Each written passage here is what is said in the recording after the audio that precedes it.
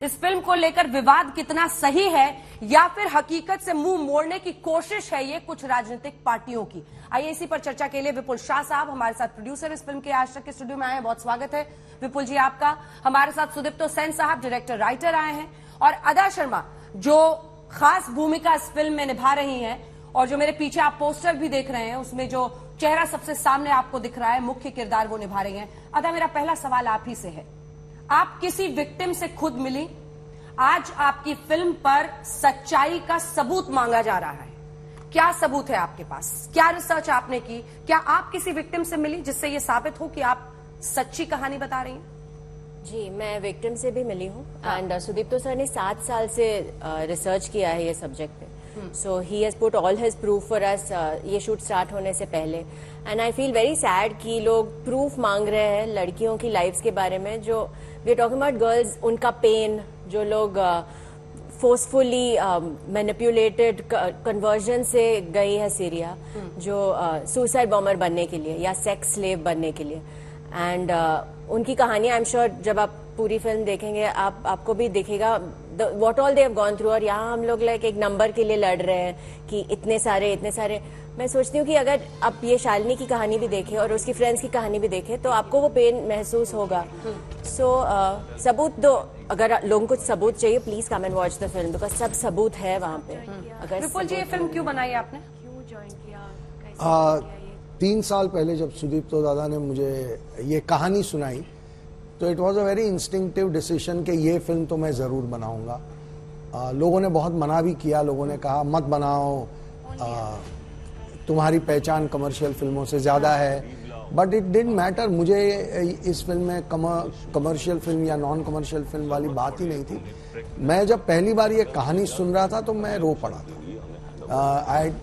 तो मुझे ये लगा था कि इतनी जो इन लड़कियों के साथ जो इतना बुरा हो रहा है, अगर इस बात की नॉलेज हम तक नहीं है तो किसी को भी नहीं होगी। और ये प्रॉब्लम जैसे जैसे हम रिसर्च करते गए हमें पता चला कि ये प्रॉब्लम सिर्फ केरला का नहीं है, पूरे भारत का है। पर क्योंकि ये स्टोरी जो है वो केरला की 3 लड़कियों के आसपास है, इसलिए केरला स्टोरी। तो मुझे ये लगा कि ये विषय, इन लड़कियों का दर्द, ये हमारे समाज को देखना चाहिए। पर विपुल जी क्या आप तैयार हैं इस बात के लिए कि कहा जाएगा कर्नाटक में चुनाव है इसीलिए आपने ये फिल्म बनाई है? ऐसे आरोप लग रहे हैं आप पे।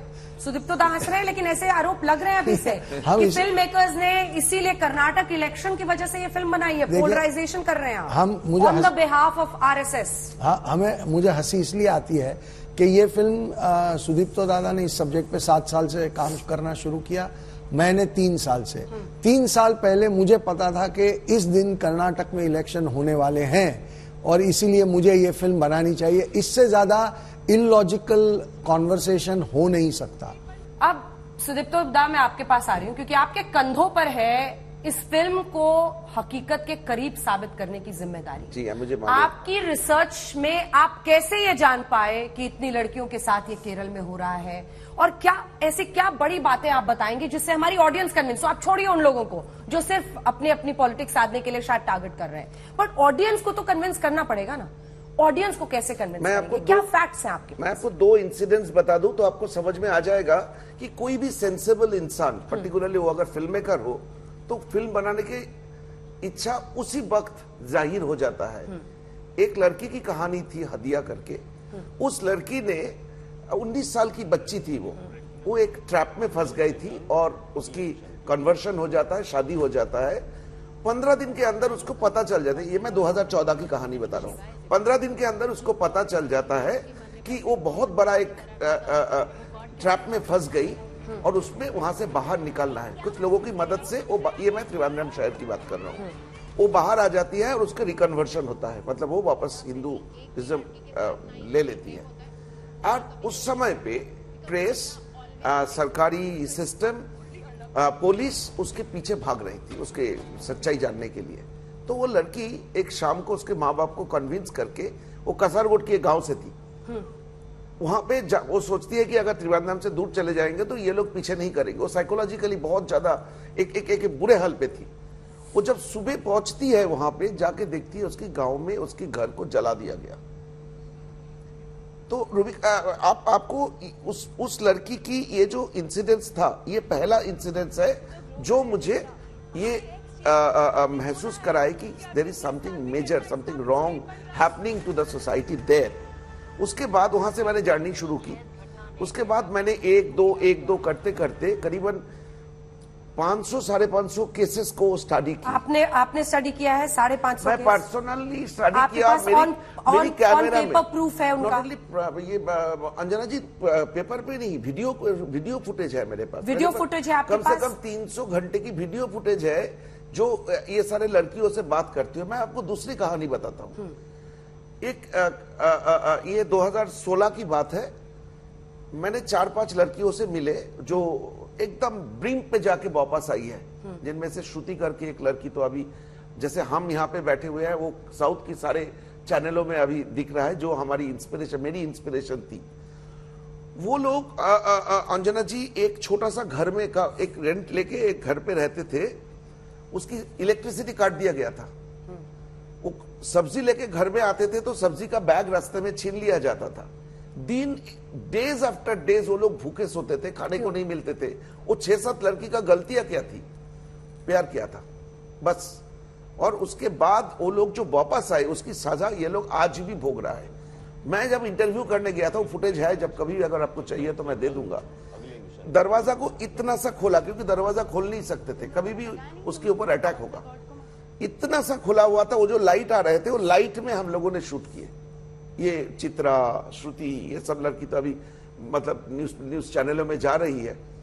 वो आज मुझे फोन करके बोलती है, आज एक कोर्ट में केस हुई है केरला में और उसमें सुप्रीम कोर्ट में। वो लड़की का पहला क्वेश्चन है, दादा हमें जेल कहाँ जाना है, केरला में जाना है या दिल्ली में जाना है? कितना ताकत है उस लड़की का, आप बोलिए।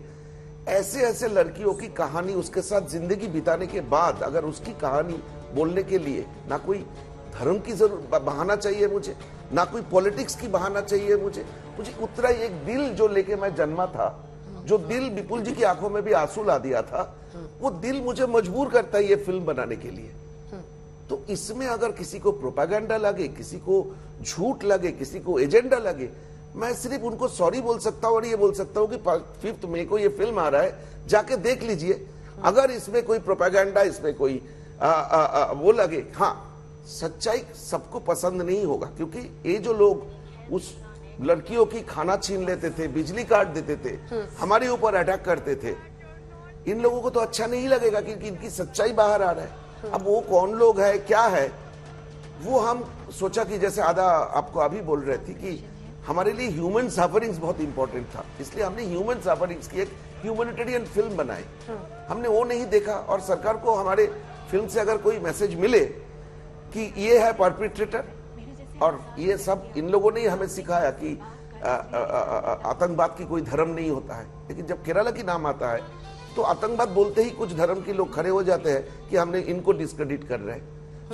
ये जो डबल स्टैंडर्ड, ये जो पॉलिटिकल गेम, ये हमें समझ में नहीं आता है। पिनराई विजयन साहब को और शशि थरूर को कुछ बोलना चाहेंगे आप आज तक के जरिए? नहीं, मैं बहुत रिस्पेक्ट करती हूँ अपने एल्डर्स को। That's what my parents have taught me. So if they have their opinion, they are allowed to have that. इसलिए हम लोग एक डेमोक्रेटिक कंट्री में रहते हैं जहाँ पे फ्रीडम ऑफ स्पीच और फ्रीडम ऑफ थॉट है। क्योंकि जहाँ मुझे लेके जाते हैं फिल्म में, एक ऐसी जगह लेके जाते हैं जहाँ पे औरतों को फ्रीडम ऑफ थॉट और स्पीच भी नहीं है। तो हम दोनों ऐसे जैसे हम लोग बात कर रहे हैं यहाँ पे, हम लोगों को अलाउड ही नहीं है। सेलफोन रखना मना है वहाँ पे। तो I am very happy we live here. It's a very good thing. सबको होना चाहिए फ्रीडम। उनको इनवाइट करेंगे फिल्म देखने के लिए? I would love if they can take out. We have already made that appeal. We have already made that appeal के please film देखिए। आपका हर ऑपोजिशन या क्रिटिसिज्म हम डिबेट डिस्कस जरूर करना चाहेंगे, पर एटलीस्ट पहले फिल्म तो देखें।